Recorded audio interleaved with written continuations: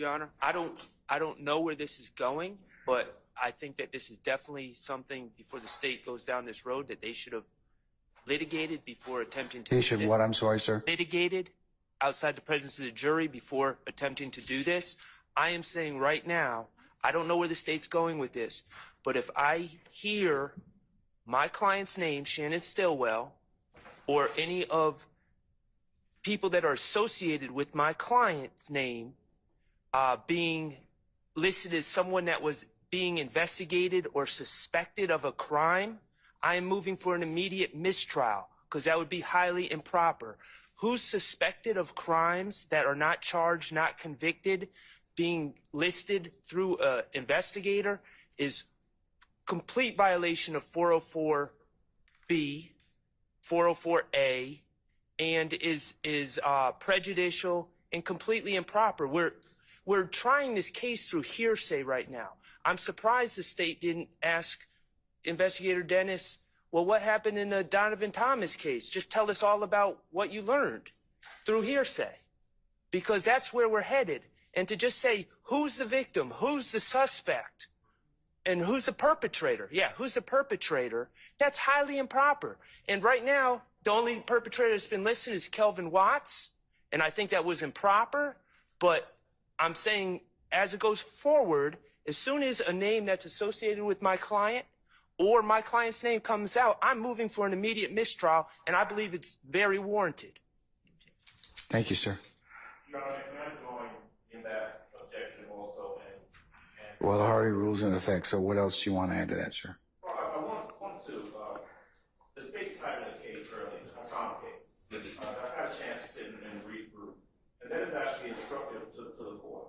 There is a difference in what the court applied in Hassan and what's going on right here. But Quick is a better case in terms of the court's interpretation of what a detective may testify to. So I have to read both in conjunction. So we'll disagree about our interpretations as to that, but I feel that I've made the correct ruling in respect to that. And you can still object as to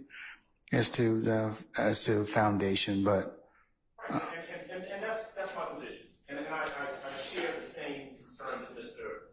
Schardt has, which is that they have witnesses that they can call to testify about the individual incidents. If it's relevant, it comes in and those witnesses testify.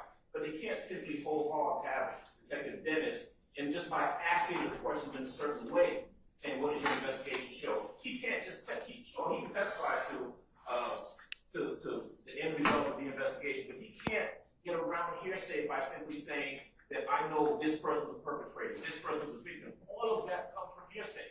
In the Hassan case, that detective was not allowed. Of course, that detective did not testify about information gleaned from other detectives or information gleaned from the investigation. They were very clear in Hassan as to what was admissible and what was not. And what he is testifying to right now is not admissible. They can't call those witnesses. And they've got 200 witnesses on the witness list. They're trying to get around calling a lot of witnesses by trying this case, as Mr. Schardt said very aptly, by hearsay. And that deprives us of the ability to confront those witnesses. If the detective says, well, this person I determined to be a perpetrator, this person I determined to be a victim, we have no way of confronting that if it's just coming in based on his hearsay testimony. Oh. I would object. I would be in the same position and ask for the state not be allowed to continue down that road. Okay. All right. State.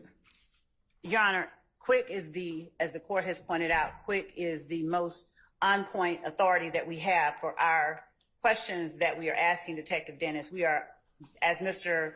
Adams correctly stated, we are intentionally not asking him who did this, who did that.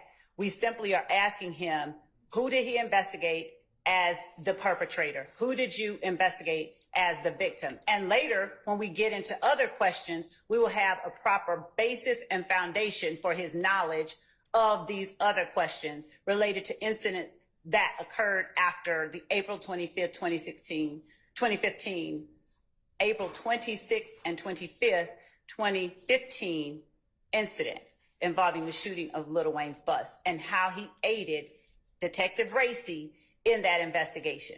Previously, Detective Dennis was asked questions about why he became involved in a Cobb County incident. Detective Dennis testified aptly that as a result of events that he was already investigating, he was able to do X, Y, and Z. There are certain steps that he took, certain places that he went that involve the incidents that he is simply speaking to the jury about his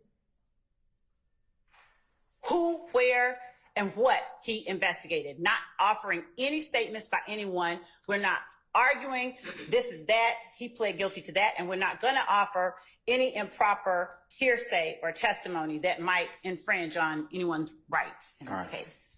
All right, counsels, take your break. We'll see you in a few minutes.